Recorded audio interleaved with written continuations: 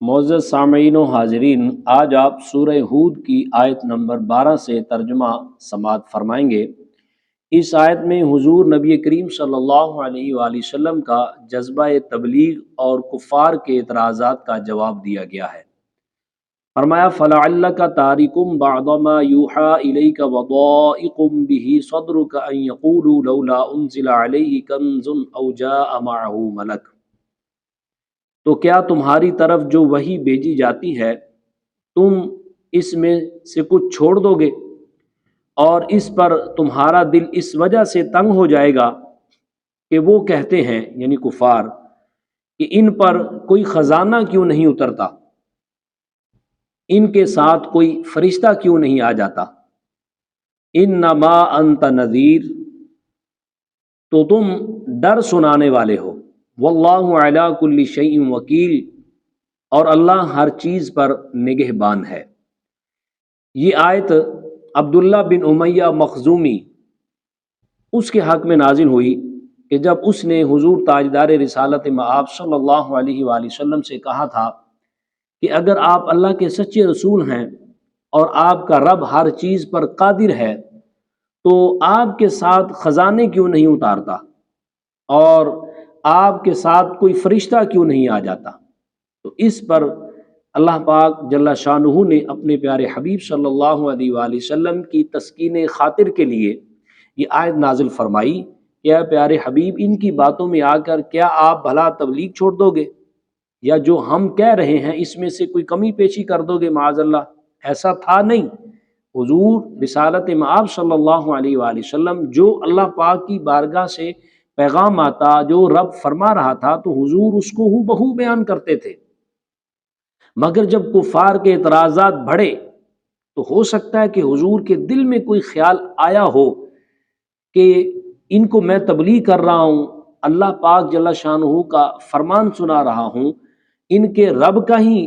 فرمان بتا رہا ہوں، ان کا خالق و مالک اور رازق ہے، اسی کا پیغام دے رہا ہوں، اور یہ آگے سے کیسی بات کر رہے ہیں۔ تو اللہ پاک نے اپنے پیارے حبیب کی تسکین کے لیے یہ تو تسلی دی، اور دوسرا کفار کی مایوسی بھی ہے کہ کفار بھی کان کھول کر سن لیں کہ تم جتنے مرضی اعتراضات کرو، جتنی مرضی باتیں بناؤ، میرا حبیب جو اس پر وحی کی جائے گی وہ ساری کھول کھول کر بیان کر دے گا۔ تو یہ دونوں اعتراضات کے جواب بھی ہو گئے، اور نبی کائنات صلی اللہ علیہ وآلہ وسلم کی تسکین بھی ہو گئی کہ اے پیارے حبیب گھبرائیے مت، واللہ علی کل شیء وکیل، کہ جو اللہ جل شانہ ہے وہ ہر چیز کو دیکھ رہا ہے، نگہبان ہے، ہر چیز اس کی نظر میں ہے۔ اگلی آیت میں مخالفین کو قرآن جیسی صورتیں بنانے کا اور لے کر آنے کا چیلنج دیا گیا ہے۔ ام یقولون افتراہ، کیا یہ کہتے ہیں یہ قرآن نبی نے خود بنا لیا ہے؟ قل فأتوا بعشر سور مثلہ مفتریات وادعوا من استطعتم من دون اللہ ان کنتم صادقین۔ تو اے پیارے حبیب صلی اللہ علیہ وآلہ وسلم، آپ فرما دیں تو تم بھی ایسی بنائی ہوئی 10 صورتیں لے آؤ، اور اگر تم سچے ہو تو اللہ کے سوا جو تمہیں مل سکے ان سب کو اکٹھا کر لو، بلا لو،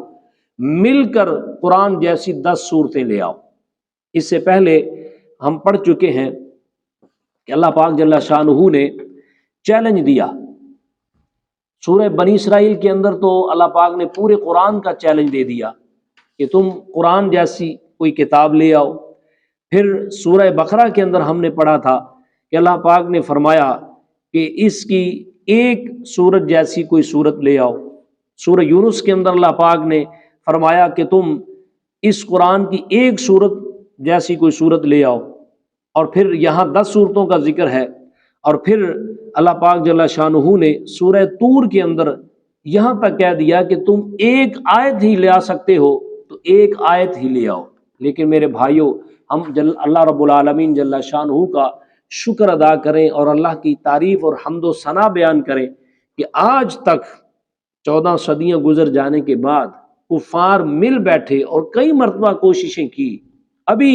ماضی قریب ریسنٹلی کوششیں کی جا رہی ہیں، اور کفار کی طرف سے، جو ملحدین ہیں ان کی طرف سے ایسی ایسی کوششیں سامنے آتی ہیں۔ ابھی پچھلے دنوں ہمارے بہت بڑے عالم دین مناظر اسلام حضرت علامہ مولانا سعید احمد اسد صاحب رحمۃ اللہ علیہ، جو ابھی ہفتہ پہلے ان کا انتقال ہوا، اللہ تعالیٰ ان کی کامل بخشش و مغفرت فرمائے، ان کا میں ایک ویڈیو کلپ سن رہا تھا، اس کے اندر ایک آدمی نے سورہ نصر کی نقل بنا کر، کاپی کر کے، اپنی طرف سے حرف ایڈ کر کے، لفظ ایڈ کر کے ان کو بھیجا، اور انہوں نے الحمدللہ بسم اللہ پر ہی اسے پکڑ لیا، اور گرامر کے لحاظ سے یعنی ایک لفظ بھی وہ صحیح ثابت نہیں ہو سکا۔ اور پھر آپ نے فرمایا کہ تم آج کوشش کر رہے ہو، تمہارے بڑوں نے بھی کوشش کی ہے، لیکن الحمدللہ قرآن کی مثل کوئی لا نہیں سکتا۔ اگر مثل لانا ممکن ہوتا تو جو اہل زبان تھے عرب والے حضور سے بالکل جھگڑتا ہی نہ،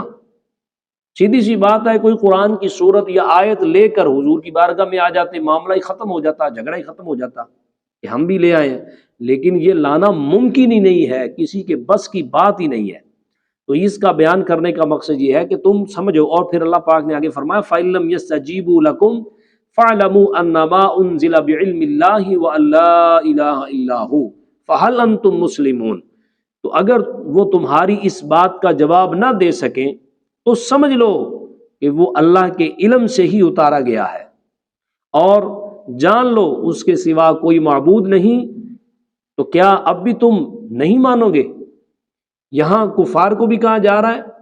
اور مسلمانوں سے بھی کہا جا رہا ہے۔ کفار کو یہ کہا جا رہا ہے کہ اگر تم اس کی مثل نہیں بنا سکتے تو پھر سمجھ لو کہ یہ کسی بندے کے بس کی بات نہیں ہے، یہ انسان کا کلام ہی نہیں ہے، یہ کلام خدا ہے۔ اور کیا تم ابھی بھی نہیں مانو گے کہ وہی خدا کہہ رہا ہے کہ اس کے سوا کوئی معبود نہیں؟ اور مسلمانوں سے بھی یہ کہا جا رہا ہے کہ اگر کفار مل کر بھی اس جیسی ایک صورت نہیں لا سکتے، اور باوجود کوشش کرنے کے ایسا ممکن ہی نہیں ہو سکا، تو پھر تمہارا ایمان قرآن پاک پر اور مضبوط ہو جانا چاہیے، اس پر دل جمی کے ساتھ ایمان بھی لاؤ اور اس کی ایک ایک بات پر عمل کرنے کی کوشش بھی کرو۔